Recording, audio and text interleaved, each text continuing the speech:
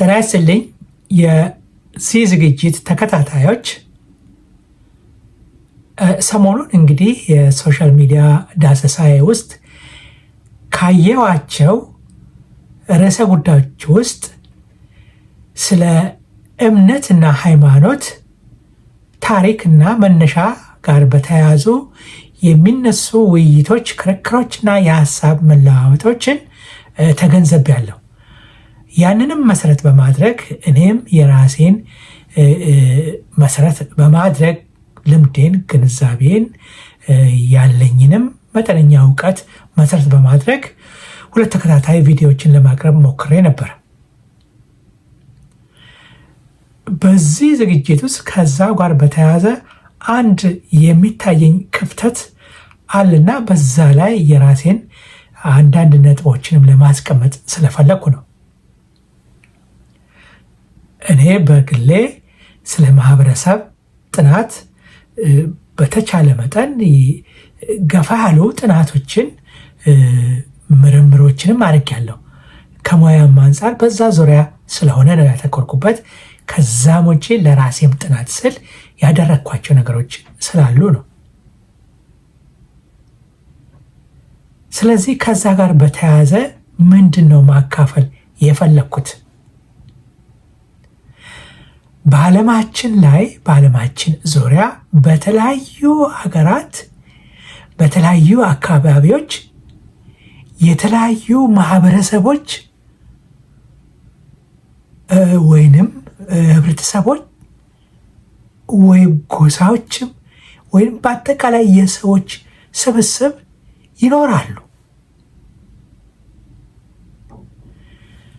በዛ በሚኖሩበት አካባቢ በመኖር ሂደታቸው ውስጥ የእርስ በርስ መስተጋብሮች ይኖራሉ፣ ይፈጠራሉ። ሰዎች ከሰዎች ይገናኛሉ። ሰዎች ከአካባቢያቸው ጋር ይገናኛሉ። ማለትም ሰው ከተፈጥሮ ጋር የሚያደርገው መስተጋብር ወይም ኢንተራክሽን አለ። ሰው ከሰው ጋር የሚፈጥረው ኢንተራክሽን ወይም መስተጋብር አለ። እነዚህ በሙሉ በየዕለት ህይወታችን ውስጥ የሚከናወኑ ናቸው። ስለዚህ እነዚህ ክንውኖች ደግሞ በእያንዳንዱ ማህበረሰብ ውስጥ በተለያየ ቦታ በተለያየ መልኩ ይካሄዳሉ። በምንም መልኩ የትኛውም ነገር አንድ አይነት ነው ማለት አይቻልም። እነዛ መስተጋብሮች በተለያየ መልኩ የሚገለጹ መስተጋብሮች በዕለት ተዕለት ህይወታችን ውስጥ የምናደርጋቸው ነገሮች ውስጥ በአጠቃላይ በማህበረሰብ ጥናት ባህል በሚባለው ትልቅ ጃንጥላ ስር የወደቁ ናቸው። በባህል የታቀፈ መሰረት አላቸው እነዚህ ክስተቶች። ስለዚህ በማህበረሰብ ጥናት ውስጥ እነዚህ የተለያዩ መስተጋብሮች የሚፈጥሯቸው የተለያዩ የባህል ውጤቶች እንዴት አድርገው ነው የሰዎችን የተለያዩ ፍላጎቶችን የሚያሟሉት ብለን ስናይ አንዳንዴ በምናደርጋቸው ክርክሮች፣ ውይይቶች ውስጥ ይንጸባረቃሉ። አንድ ሰው የራሱን ነጥብ፣ የራሱን ልምድ፣ የራሱን የእውቀት ደረጃ መሰረት በማድረግ በራሱ አመለካከት አንድን ሀሳብ መግለጽ ይፈልጋል፣ ይገልጻል። ያንን ሰው የሰራው የፈጠረው ደግሞ የኖረበት አካባቢ ኢንተራክሽን ወይም መስተጋብር ነው ያንን ሰው ያመረተው የፈጠረው። ሰው የአካባቢ መስተጋብር ውጤት ነው። በአብዛኛው ጄኔቲካሊ ወይንም በዘረመል የሚተላለፈው ከዘር ወደ ዘር፣ ከሰው ወደ ሰው፣ ከስጋ ወደ ስጋ፣ ከነፍስ ወደ ነፍስም ሊሆን ይችላል። የሚተላለፉት ነገሮች እንዳለ ሆኖ ከትውልድ ወደ ትውልድ የሚተላለፉ፣ ከቤተሰብ ወደ ልጅ የሚተላለፉ ነገሮች እንዳለ ሆኖ በአብዛኛው በማህበራዊ ኑሯችን ውስጥ የምናገኛቸው መስተጋብሮች ውጤቶች ናቸው ሰውን የሚፈጥሩት፣ ሰውን ቅርጽ የሚሰጡት፣ ሰውን ሼፕ የሚያደርጉት። ስለዚህ ሰዎች የማህበረሰብ መስተጋብር ውጤቶች ናቸው፣ ወይም የዛ ባህል ውጤቶች ናቸው ሰዎች። ስለዚህ አመለካከታቸውም፣ እይታቸውም፣ አተረጓጎማቸውም ሁለ ነገራቸውም በባህላቸው በኖሩበት ማህበረሰብ ውስጥ የተገደበ የተወሰነ ይሆናል። ለዚህ ነው የአንዱ ሀሳብ ከሌላው ጋር የሚጋጨውና የማይጣጣመው። ሌላ ቦታ ያለው ሌላ አይነት አመለካከት፣ ሌላ አይነት ባህል፣ ሌላ አይነት እይታ ውስጥ የኖረ ሌላ ዓለም ውስጥ የኖረ ነው። በሌላ አካባቢ ደግሞ ያለው በዚሁ የተለየ ነገር ነው የሚይዘው። በዚህ የተነሳ በተለያየ ማህበረሰብ የተለያየ አመለካከት እምነትን ጨምሮ እምነት ምንድን ነው የሚለውን ነገር ራሱ ስናይ በተለያየ ማህበረሰብ ውስጥ የተለያየ አመለካከት ነው ያለው። ከእምነት መነሻም ተነስቶ ማለት ነው። እምነት ስለመኖሩም ያለመኖርንም ተቀብሎ የሚኖርም አለ። ይህ በአጠቃላይ የዛ ማህበረሰብ የአንድ ማህበረሰብ ነጸብራቅ ናቸው እንጂ አንድ ወጥ የሆነ ሕግ ወይንም መሰረት ወይንም መመሪያ የለም። ለየትኛው ማህበረሰብ በጋራ የሚያገለግል አንድ ነው የምንለው ነገር የለም። ለዚህ ነው በሀሳብ መስማማት መጋጨት የሚከሰቱት። ክርክሮቻችን ውስጥ የሀሳብ ለውጦቻችን የሚነሱ ነገሮች ያንን ነው የሚያንጸባረቁት። ያ ያለፍንበትን የኖርንበትን ባህል ነጸብራቅ ልምዳችንን በእምነት በተለያየ መልኩ በቋንቋችን በተለያየ መልኩ የሚገለጹ ነገሮች እዛ ማህበረሰብ ውስጥ የሚፈጥሩ ነገሮች ናቸው። እኛን የሚሰሩ ነገሮች ናቸው። ለዚህ ነው የተለያየ አመለካከት የተለያየ ሀሳብ የሚኖረን። ከእምነት አንጻር ፈጣሪ ከሚባለውም አንጻር ትርጉም የሚኖረው ከአኗኗራችን ከባህላችን መነሻነት ነው። ያን ነገር ትርጉም ሊኖረው እንዲችል የምናደርገው። ስለዚህ እኔ ጋር ያለው እምነት አመለካከት እምነት ትክክል ነው፣ እዛ ጋር ያለውን ትክክል አይደለም አልቀበልም የሚለው ሰው የራሱን መነሻ በማድረግ ነው። ከራሱ ባህል፣ ከራሱ ልምድ፣ ከራሱ እምነት ከዛ በመነሳት ነው የራሱን ትክክል አድርጎ የሌላኛውን ትክክል እንዳልሆነ የሚያስበው። ከዛ በመነሳትም ጭምር ነው። በአጠቃላይ እውነት ስንል እውነት አንጻራዊም ሊሆን ይችላል፣ ፍጹም እውነትም ሊሆን ይችላል።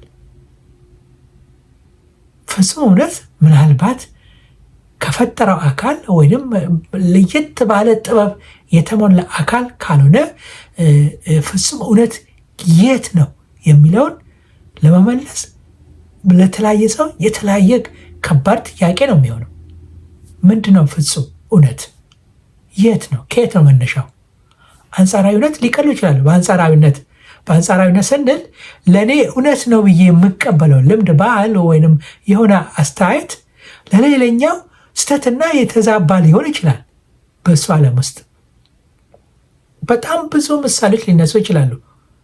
በሌላ ውስጥ እንደ ጥሩ የሚታዩ በተቃራኒ በሌላ አካሉ ደግሞ እንደ መጥፎ የሚታዩ ነገሮች አሉ። በሌላው ትክክል ያልሆነ በሌላኛው ደግሞ ትክክል ያልሆነ በጣም ብዙ ነገሮች በተለያየ ባህል ውስጥ የምናያቸው ነገሮች የሚጋጩ የማይሄዱ አብሮ የማይሄዱ ብዙ ነገሮችን አንስተን ልናወራባቸው እንችላለን። በዚህ የተነሳ የሰው ልጅ ልምድ፣ እውቀት በተለያየ መልኩ በፍጹም ሊለያይ ይችላል። ስለዚህ ያንን መነሻ በማድረግ ነው ክርክሮቻችን ውስጥ ሚዛናዊ የጋራ የሆኑ ነገሮችን ልናስቀምጥ የምንችለው እንጂ አንድ ማህበረሰብ ውስጥ የነበረ አመለካከት እይታ ከኔ ጋር ካልተመሳሰለ የዛኛው ትክክል አይደለም፣ የኔ ትክክል ነው፣ ከዚህኛው የተነሳው እምነት ከዛኛው ጋር የመጣው የምንለው ነገር ሁሉም እየራሱ እውነት አለው። የየራሱ እውነት መነሻ መንደርደሪያ አለው። ማህበረሰቡ ነው ያንን የሚፈጥረው የሚሰራው። አካባቢ ኢንቫይሮንመንታል ኢምፓክት። ኢንቫይሮንመንት ወይም ከባቢ ሰውን ይፈጥራል፣ ሰውን ሼፕ ያደርጋል፣ ይፈጥራል። ከዛ መነሻነት ነው ሰዎች ልዩነትን የሚያሳዩት። ስለዚህ በእነዚህ ክርክርና ውይይት መድረኮች ሰሞኑን የማያቸው ነገሮች በጣም ግልጽ እየሆነ ሀሳቡም ተነስቶ መዋየት የሚያስፈልጉ ነገሮች እንዳሉ ነው የሚታየኝ። ሁሉም የራሱን ልምድ የራሱን ነጸብራቅ ያለበትን ነገር ትክክለኛ አድርጎ የመሄድ ነገርም ይታያል። እንደዛም በመሆኑ የሀሳብ መጋጨቶች ይነሳሉ። በእርግጥ መተማመንና መግባባት ካለ መፍትሄ ሊያገኝ ይችላል ማለት ነው። ያም ነገር ቢሆን ሆኖም ግን እነዚህ የምንላቸው የሚከራከሩ ሀሳብን ይዘው የሚከራከሩ አካሎች ከተለያየ ልምድ፣ ከተለያየ ባህል፣ ከተለያየ እይታ ቪዋቸው፣ እምነታቸው፣ ምናቸው በተለያየ መልክ ይኖሩ የነበሩ ሰዎች ከሌላው ጋር ሲገናኙ ያኛው የራሱ አለው ይሄኛው የራሱ አለው ብዙ የተለያዩ ሀሳብ ስለሚነሱ የሀሳብ መጋጨቶች ይከሰታሉ። ግን ፍጹም እውነት ነው የምንለው ነገር የለም። ፍጹም እውነት ነው የምንለው ነገር በተለየ መልኩ መታየት፣ መጥናት፣ መመርመር ያለበት ነገር መሆን አለበት። ፍጹም እውነት ይሄ ነው መነሻው እዚህ ጋር ነው የምንለው ነገር እንዲህ በቀላሉ የጋራ መግባቢያ ላይ የሚያደርሰን አይደለም። አንጻራዊ እውነቶች ግን አሉ። ኢትዮጵያ ውስጥ ወስደን በአንድ የኢትዮጵያ ውስጥ በሚኖር ማህበረሰብ አካባቢ ያለ እውነት ለሌላው አካባቢ እውነት ላይሆን ይችላል፣ ላያገለግል ይችላል። አስተሳሰብ አሁን በሀገራችን ወደ ደቡቡ አካባቢ ያለውንና ሰሜኑ አካባቢ ያለውን ህዝባችን አካባቢ ያለው የሚንጸባረቀውን ባህል፣ አኗኗር፣ እምነት ምን ብንል አንዳንድ ቦታ ከነጨራሾ የማይገናኙ ነገሮችን ነው የምታዩቸው። ልዩነቶች አሉ ማለት ነው። ባህላችን፣ አኗኗራችን ከጀርባችን ያለው ታሪክ ነው ያ ነገር የሚፈጥረውና ስለዚህ አይ የኔ ትክክል ነው፣ የኔ እውነት ነው፣ ትክክለኛ ነው፣ ያኛው ትክክል አይደለም ለማለት ያስችላል? አይቻልም። ሁሉም የራሱን ህይወት ኖሮ ያመጣው ነው። በዚህም ምክንያት ነው እያንዳንዱ ማህበረሰብ ይነስም ይብዛም የራሱ አምላክ የራሱ ፈጣሪ ራሱ ማህበረሰቡ የሚያመልክበትን የሚፈጥረው በዚህ ምክንያት ነው። ባህል የሁሉም ነገር ፈጣሪ ውጤት ነው። ማንኛውም ነገር የምንላቸው ነገሮች እምነት ሊሆን ይችላል፣ ትምህርት ሊሆን ይችላል፣ ስራ ሊሆን ይችላል፣ የተለያዩ ክንውኖች ሊሆኑ ይችላሉ። ብዙ ነገሮች ሊጠቀሱ ይችላሉ በባህል ውስጥ የሚካተቱ እና በዚህ ምክንያት ሃይማኖት ውስጥ የምናያቸው ነገሮችም በየሃይማኖቶቹ የምናያቸው ሃይማኖት እንግዲህ ተቋም ነው እና እንደ ተቋም የምናየው ነገር እንደየ አካባቢው የተለያየ አቋሞችን ሊያስይዘን ይችላል። ያንን ነው በአግባቡ መረዳትና መለየት ያለብንና አካሄዳችንን ማስተካከል የሚገባን ብዬ አምናለሁ። ምክንያቱም የማህበረሰብ ስሪት በአካባቢ ጫናና እንዲሁም ከትውልድ ወደ ትውልድ ከዘር ወደ ዘር በሚተላለፍ በዲኤንኤ መነሻነት የሚመጡ ውጤቶች ስለሆኑ በዚህ ዙሪያ የምናያቸው ነገሮች ወደ ድምዳሜ ከመምጣታቸው በፊት በደንብ መረዳት ያስፈልጋል። እዚህ ክርክር መድረክ ላይ የሚቀርቡ ነገሮችም እነዚህን መሰረት ያደርጉ ግንዛቤዎች ሊኖራቸው ይገባል ብዬ አምናለሁ። ስለዚህ አንድ ቦታ ያለ እምነት በየትኛውም ነገር በምንም ነገር ሊታመን ይችላል። እምነቴ ነው ብሎ ያ ማህበረሰብ በዚህ እምነት ነው የምኖረው ብሎ የሚኖረው አኗኗር ሌላ አካባቢ ካለው ጋር ፈጽሞ የማይገናኝ ምንም ግንኙነት የሌለው የተለየ ነገር ሊሆን ይችላል። ችግራችን የሚሆነው እንግዲህ ከማህበረሰብ አነሳስ ማህበረሰብ ጥናት ጋር አጠናናችንም አሰራራችንም አካሄዳችንም ሳይንሳዊ ተፈጥሮን መሰረት አድርጎ የምናያቸው ነገሮችንም ስለምናጎል በእምነት ውስጥ በምንሄድበት ጊዜ እነዛ ጉድለቶች ስለሚታዩ ሀሳቦችን መለዋወጥና መግባባት ከባድ ሊሆን ይችላል። ስለዚህ ይህንን መሰረት በማድረግ በማስፋት የተፈጥሮ ሂደቶችንም ግንዛቤ ውስጥ በማድረግ አእምሮን በማስፋት ማየቱ የበለጠ የጋራ ሀሳቦችን ለማምጣት ጥሩ ሀሳቦችን ለማምጣት ለመዋየት ይጠቅማል ብዬ ነው የማስበው እንጂ ሀሳባዊ የሆኑ ነገሮች በተለይ ሀሳባዊ የሆኑ ነገሮችን ለመግባባት ለመረዳዳት በጣም ከባድ ነው። ከአእምሮ ከብሬን ጋር ከማይንድ ጋር ታይዞ ከአእምሮ ጋር ታይዞ እንዲሁም ከንቃተ ህሊና ኮንሽስነስ ጋር ከነዚህ ጋር ታይዞ የሚነሱ ነገሮች ደግሞ የበለጠ ውስብስብ ናቸው። ከመነሻቸው ውስብስብ ስለሚሆኑ ይህን ውስብስብ ነገር በአግባቡ ለመረዳት ወይም አስተያየት ለመስጠት ወይም ከሆነ ጎን ሆኖ ለመከራከር በጣም ጥንቃቄን ይፈልጋል። ተነስተን የምንደመድመው ነገር አይሆንም ማለት ነው። ያ የምንለው ነገር እኔ ከሌለው እውነት አይኖርም ማለት አይቻልም። ደግሞ የኔ መኖርም የግዴታ እውነትን ያኖራል ማለትም አይደለም እና እዛ ላይ ጥንቃቄዎች ሊኖሩ ይገባል ብዬ አስባለሁ። ሰው የአካባቢው ውጤት ነው በአብዛኛው።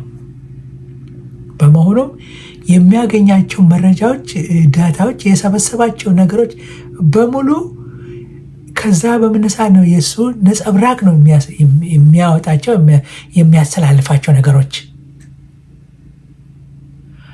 ስለዚህ እንደየማህበረሰቡ የራሱ እይታ አለው ማለት ነው። እምነትን የሚተረጉምበት የአንድን አካባቢ የሀዘን አገላለጽን፣ አበላልን፣ አነጋገርን፣ ሰላምታ አሰጣጥን የመሳሰሉ ነገሮችን የሚገልጽባቸው የራሱ መንገዶች ያዳበረው ነገር አለው ያ ማህበረሰብ ማለት ነው። እንደዛ ማየት አለብን። ተፈጥሮም ደግሞ ሰፋ አድርገን ማየት አለብን። እምነት በአብዛኛው ሰዎች እንደሚገልጹት ቋሚ የማይቀየር የማይለወጥ ስለሆነ አንድ ወቅት ላይ የነበረ አስተሳሰብ የነበረው ነገር በፈጣሪ በአምላክ የተሰጠ ነው፣ ከዛ በኋላ አይለወጥም አይቀየርም ከተባለ በሂደት ሄደን አንድ ቦታ ላይ በእርግጠኝነት ከማህበረሰቡ ጋር የሚጋጩ ነገሮች ይመጣሉ። ለምንድነው? ከመነሻው የሚጎሉ ነገሮች አሉ። ድምዳሜ ላይ ስንደርስ የሚጎሉ ነገሮች አሉ ማለት ነው። ስለዚህ እንዲህ በቀላል የምንደመደማቸው ነገሮች አይደሉም። በደንብ ማየት ይኖርብናል ማለት ነው። ለዚህም ነው አንድ ወቅት የነበረ የእምነት አስተሳሰብ ከጊዜ በኋላ የተለያዩ ጥያቄዎች የሚነሱት፣ የተለያዩ ክርክሮች የሚፈጠሩት፣ የሚጋጩ ሀሳቦች ተብለው የሚነሱት ብዙዎች ጋር ሲደርሱ ከተለያየ አቅጣጫ ሲመጣ የምናያቸው ነገሮች የጊዜ ሂደት የሚያስነሷቸው የንቃተ ህሊና መዳበር፣ የሰዎች የእውቀት ስፋት የሚያመጣቸው በዛን ወቅት ደግሞ እውነት ነው ተብሎ ይታመኑባቸው የነበሩ ነገሮች። ምክንያቱም በእያንዳንዱ የማህበረሰብ የእድገት ደረጃ የነበረው ነገር በዛ ኮንቴክስት በዛ እይታ ካየን እውነት ነው ተብሎ ተቀባይ ሊኖረው ይችላል። ማህበረሰቡ ተቀብሎት ሊኖር ይችላል። በዛን ወቅት አንጻራዊ ነው እና በዛን ወቅት እንደ እውነት ልናይ እንችላለን። ማንኛችንም በዛ ህብረተሰብ ውስጥ ብንሆን የምናንጸባርቀው ነገር ነው የሚሆነው። እኛ አሁን ያለውን ነገር ነው የምናንጸባርቀው። ከረጅም ዓመታት በፊት ወደኋላ የነበረውን እየተችንም እንደዚህ ያስቡ ነበረ። ስለ ህመም፣ ስለ ጤና፣ ስለ መንፈስ፣ ኢቭን ስለ ሴጣን በመንፈሳዊ ህይወት ውስጥ ሴጣን ምን ነበረ?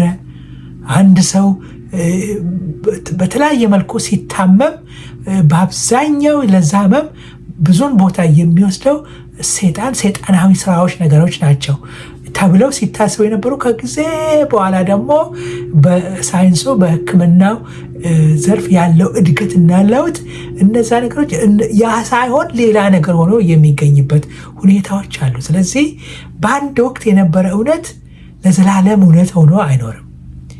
የዘላለም እውነት የሚባለውን ነገር ለማወቅ በጣም በጣም በጣም ጥልቀት ያለው ግንዛቤን ይፈልጋል፣ እውቀትን ይፈልጋል። አንዳንዴም ያንን እዛ ቦታ ለመድረስ ራሱ ከባድም ነው፣ ላይደረሰም ይችላል። ያ ቦታ ላይደረሰም ይችላል።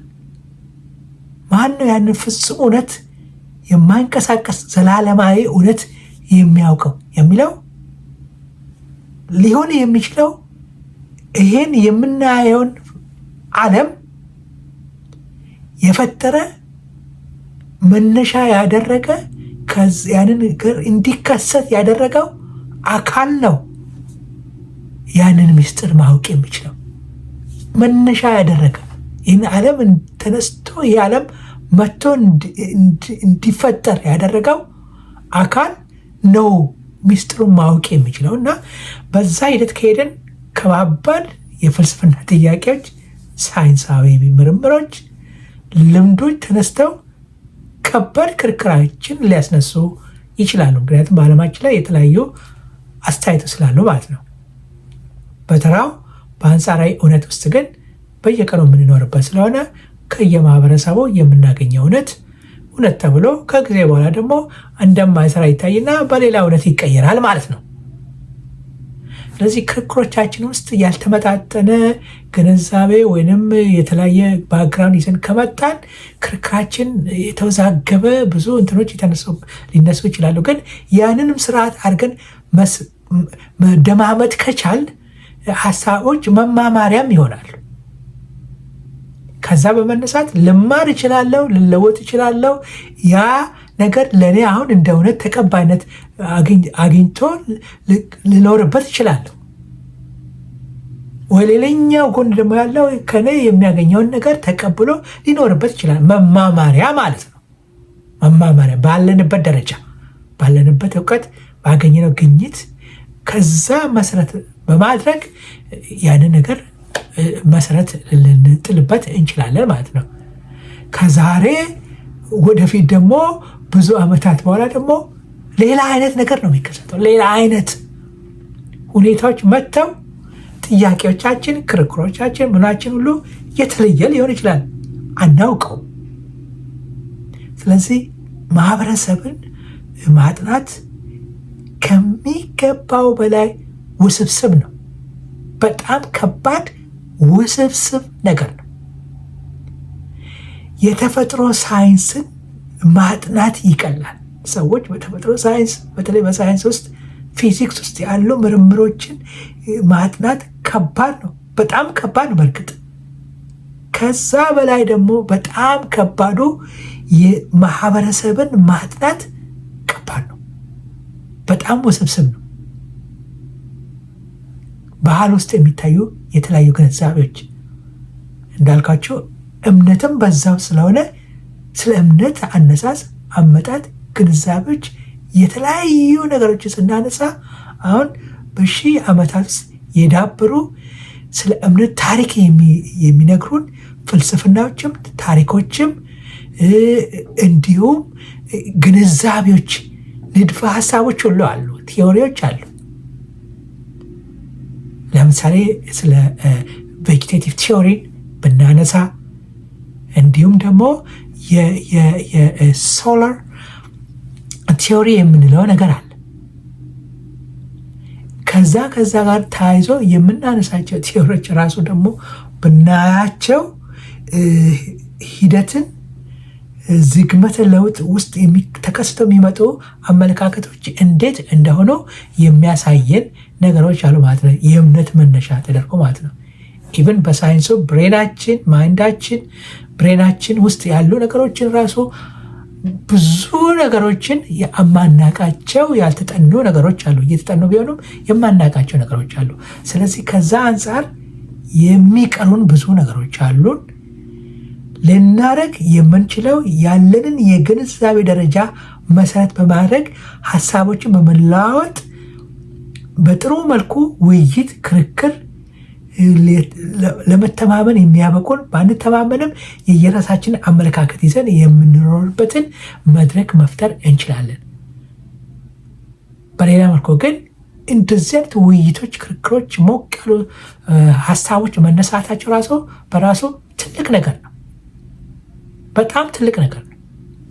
የበሰሉ አይምሮች፣ አስተሳሰቦች፣ ፍልስፍናዎች ምንጊዜም ለእኔ ኢትዮጵያዊ ምሳሌ ለዚህ አይነት ነገር ምንጊዜም ኢትዮጵያዊው ፈላስፋው ዘርዓ ያዕቆብ ነው። ለምንድን ነው? ክፍት ነው። እምነት ይሁን ምንም ይሁን በሃይማኖቱም በእምነቱም ክፍት ሆኖ ይጠይቅ ነበር። ራሱን ይጠይቅ፣ አምላክን ይጠይቅ ነበር። ምንም ነገር ሳይበር በጣም ይጠይቅ ነበር፣ ይመራመር ነበር።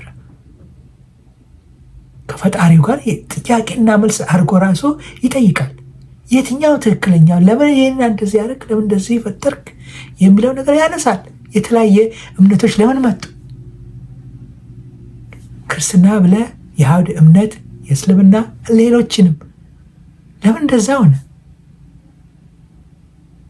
ሰዎች የተለያየ ሰዎች እንዴት ተፈጠሩ? እንዴት ተገናኘ? አዳምና ሔዋን የምንላቸው አንድ ሆነው ከተፈጠሩ ከዛ የመጣን ከሆነ እንዴት ተለያየን? ስለ መለያየት እንዴት አወራን?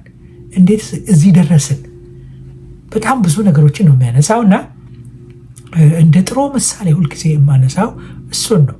እንደው ለምርምር መሰረት እንዲሆናቸው ለፍልስፍና መሰረት እንዲሆን ብዬ ብዙ ጊዜ የምጠቅሰው እሱን ነው እና የዛሬ አስተያየቴ የምናደርጋቸው ክርክሮች፣ ውይይቶች እና የሀሳብ ልውጦች ባክግራውንዳችን፣ የእውቀት ባክግራውንዳችን፣ መሰረታችን፣ ማህበረሰባችን፣ ባህላችን፣ እያንዳንዱ ህብረተሰብ የራሱ የሆነ ልዩ ዩኒክ የሆነ ነገር አለው። የኔ ልክ ሆኖ የእሱ ልክ የማይሆንበት ምክንያት የለም። ምንም አይነት ምክንያት የለም። የእሱ የራሱ እውነት ነው፣ የራሴም የራሴ እውነት ሆኖ ነው የሚሄደው። ግን እነዚህ እውነቶች ፍጹም እውነት ናቸው ወይ የሚለው ነገር ሌላ ጥያቄ ነው የሚሆነው። እሱ ሌላ ጥያቄ ነው። ሌላ ቦታ እኔ በድንጋይ ነው ማምነው፣ ድንጋይ ፈጣሪ ነው ብሎ ሲል ለራሱ እውነት አድርጎ ነው የሚኖረው። እኔ ደግሞ ሌላ ነገር እኔ እንደዚህ አይነት ነው ማምነው ብዬሳ ያ ደግሞ የሌላ የኔ እውነት ነው የሚሆነው። ግን በሂደት በእውቀት መዳበር በተለያዩ መልኮች ስናያቸው ሪሊ እነዛ ነገሮች ያስኬዳሉ ወይ? ማህበረሰቡ አብዛኛው ሰው ለዛ ነገር ያን ስሜት ይሰጠዋል ወይ የሚለው የጊዜ ጉዳይ ነው፣ የእውቀት ጉዳይ ነው። የእውቀት መዳበርና ከጊዜ በኋላ የምናገኛቸው ግንዛቤዎች መዳበር መልስ ይሰጠዋል፣ ጊዜውን ጠብቆ ማለት ነው። ስለዚህ ክፍት መሆን ስንል ለእንደዚህ ነገር ክፍት መሆን ነው። ከዛ ሀሳባችን ማንሸራሸር፣ የጋራ አቋም ላይ የምንደርስበት ሁኔታዎች ሊከሰቱ ይችላሉ ማለት ነው። በዛ ላይ የራሴን ግንዛቤ ለመስጠት ነው። ከዛ ውጭ ከእምነት ታሪክ ጋር ተያይዞ ፍጹም ሊደንቃቸው የሚችል ዝግጅቶችን ላቀርብላችሁ እችላለሁ። በዛም ዙሪያ እየሰራሁ ነው ያለሁት። ላቀርብላችሁ እችላለሁ። የእምነት አመጣጥ ታሪኮችን መሰረት በማድረግ በሳይንሳዊ መልኩ የተጠናውንም ንድፈ ሀሳቦች የተቀመጡትንም በገሃዱ ዓለም በተጨባጭም ደግሞ አሁን የምናያቸው ዋና ዋና ሃይማኖቶች የእምነት አመጣጣቸው፣ አነሳሳቸው፣ ታሪካቸውን በተመለከተ መሬት ላይ የተጠናውን ታሪካዊ ሂደታቸውንም በረጅም ጊዜ ዓመታት እንዴት ታይዘው እንደመጡ አንዱ በአንዱ ላይ አድርጎ እንዴት እንደመጣም ታሪኩ በግልጽና ግልጽ ማስረጃዎችን ይዞ አለ። የምናያቸው አሉ። የክርስትና እምነትም የአይሁድ እምነትም የእስልምናም በህንድ ሀገር የሚገኙ የቡዳ ሃይማኖት ሌሎችም የምንላቸው ነገሮች የራሳቸው ከሆነ ቦታ መነሻ በማድረግ በማዳበር በማሻሻል የደረሱባቸው ያስቀመጧቸው ነገሮች ናቸው። በተለይ ሶስቱ አብርሃማዊ እምነቶች ሃይማኖቶች የምንላቸው መነሻቸው ሀሳቡን ከሞላ ጎደል ሙሉ በሙሉ ባይሆንም በጣም ትልቁን ፐርሰንት የወሰዱት ከጥንት የግብፅ ስልጣኔ ውስጥ የነበረን የእምነት ስርዓት መሰረት አድርገው ነው የራሳቸውን የሆነ ተወሰኑ ነገሮች ጨማምረው በተለያየ መልኩ ገብቶበት አንዳንዱንም እንዳለ የተወሰዱት። ይሄ በማስረጃ ቁጭ ያለ ስለሆነ በሂደት የምናየው ነው። ማንኛውም ሰው ዳሶ አይቶ ምን ብሎ ሊያያቸው ሊከራከርባቸው የሚችል ነገር ስለሆነ ምንም ችግር የለው። እሱን በደንብ ማየት እንችላለን። ስለዚህ መሰረት አላቸው።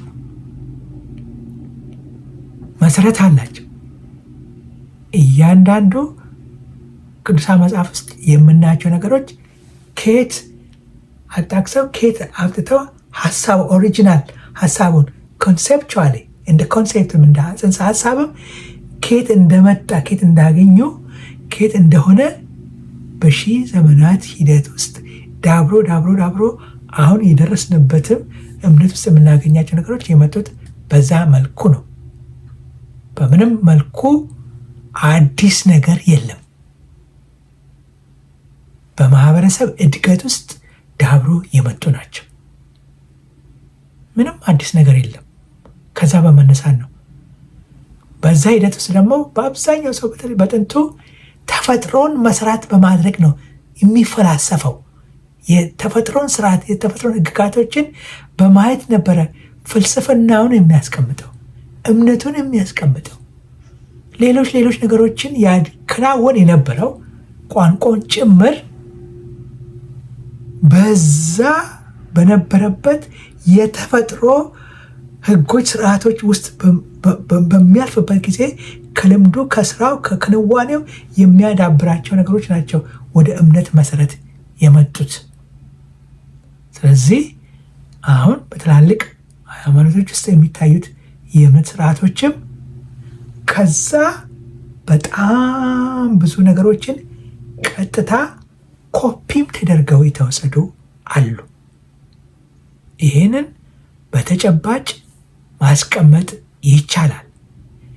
እነዚህ ነገሮች ሲታወቁ ሲዳብሩ በደንብ ግልጽ እየተሆነ ሲሄድ የሀሳብ ክርክሮች፣ ውይይቶች፣ ምኖች እየዳበሩ የጋራ አቋሞች የተሻለ የጋራ አቋሞች እየተፈጠሩ ሊሄዱ ይችላሉ እና መጪው ትውልድ በጣም ጠያቂ ተመራማሪ ስለሆነ ብዙ ነገሮችን ወደ ማወቅና የጋራ አቋሞችን የመፍጠሩ ላይ የሚቸገር አይመስለኝም። ስለዚህ ያንንም በተመለከተ ልንመጣበት እንችላለን እና ለአሁኑ ግን ውይይት ክርክር ስናደርግ መነሻችን፣ ባክግራውንዳችን፣ ልምዳችን፣ ህይወታችን፣ የመጣንበት ማህበረሰብ ያለውን እሴት፣ ቫሊዎች፣ የተለያዩ ልምዶች እነዛን ሁሉ ግምት ውስጥ በማስገባት ነው የምናደርገን እንጂ አንድን ሰው መድኃኒት ወይም መፈረጅ ወይም ጀጅ ማድረግ የሚባለው ነገር መኖር የለበትም። ያለውን የኖረውን ነገር ነው የሚያንጸባርቀው። ለእሱ እውነቱ እሱ ነው። ስለዚህ በነፃነት ይናገር፣ የፈለገውን ነገር ያድርግ፣ ይናገር፣ ምን ይበል። እኛንን ያዋጣል አያዋጣም፣ ይቀበለኛል አይቀበለኝም የሚለው እኔ ደግሞ አዳማጮ የራሴ ውሳኔ ነው የሚሆነው። ግን ሀሳብ ወጥቶ ውይይት መቅረቡ በጣም ትልቅ ዋጋ አለው ማለት ነው። እንደዚህ አይነት ማህበረሰብ ጠንካራ በሀሳብ ላይ ተወያይቶ የአንድ መግባቢያ ላይ የሚመጣ ማህበረሰብ መፍጠር ነው የተቸገረው። ለዚህ ነው በአጠቃላይ ብዙ መስቀቅሎችን የምናየው። በሀገራችን የተመሰቃቀሉ ነገሮችን የምናየው ይሄ እየጎደለ እያነሰ እየጠፋን በመሄዱ ነው። እኔ ሁልጊዜም ትችቴ እዛ ላይ ነው። በማህበረሰብ ጥናት ውስጥ የምተቸው ያ ነገር ያንሳል። ትምህርት ቤት አወቃቅራይ ትምህርት ቤታችን ልጆች ሀሳብ ሰጥቷቸው በሀሳቡ ላይ ነፃ ሆነው ይወያያሉ ወይ? ቤት ሆነውስ በየቤታቸው ቤተሰቦቻቸው ጋር ለመዋየት ለመከራከር ሀሳቦችን ለማምጣት ነፃ ናቸው? እድሉ አላቸው ወይ? አይመስለኝም። በብዙ ቤት በብዙ አካባቢ የምናየው ዝም ማለት ወይም መገደብ ወይንም በቃ በምንም መልኩ በሌሎች ነገሮች ውስጥ አለመግባት እንደ ጥሩ የሚታይበት ነገር ስለሆነ ብዙ የሚይዙን ነገሮች አሉ። ሀሳብን አውጥቶ የመግለጽ ልጅ ከአባት የበለጠ ማወቅ አለበት። ምክንያቱም አባት ያሳለፈው ልምዶችና ወደፊት የሚመጣው አያውቀው። ልጅ ከአባቱ የሚማረውም ከአካባቢ የሚማረውም በሱ እድሜ ውስጥ የሚያማራቸው ነገሮች ሲጨማምር በአንጻራዊነት ብዙ ነገሮችን ይዘው ነው መምጣት ያለበት። ግን ያለን ነጸብራቅ ከዛ የሚያንስ ከሆነ አባቶቻችን ከሚያውቀው ወይም አባቴ ከሚያውቀው እያነስኩ ከሄደ ያ ማህበረሰብ ሽሪንክ እያደረገ ወይንም እየጠበበ እያደገ እየመነመነ ይመጣል። ኮላፕስ ሊያደርግ ይችላል፣ ሊጠፋም ይችላል ማለት ነው። በሚሰራው ነገር ሁሉ በሂደት ኮላፕስ የሚያደርግ ወይም ሊጠፋ የሚችል ማህበረሰብም ሊፈጠር ይችላል። ይሄ ሳይንሳዊ ጥናት ነው። ያንን ነገር ለመግለጽ ነው። በቀጣዩ ግን ዋነኛዎቹ የእምነት ታሪክ የሃይማኖት ተቋማት ታሪክ አመጣጣቸው እንዴት ነው የሚለውን ነገር ከነ ማስረጃው በማቅረብ ያንን በሚቀጥለው እመጣበታለሁ በጀመርኩት መልክ ማለት ነው።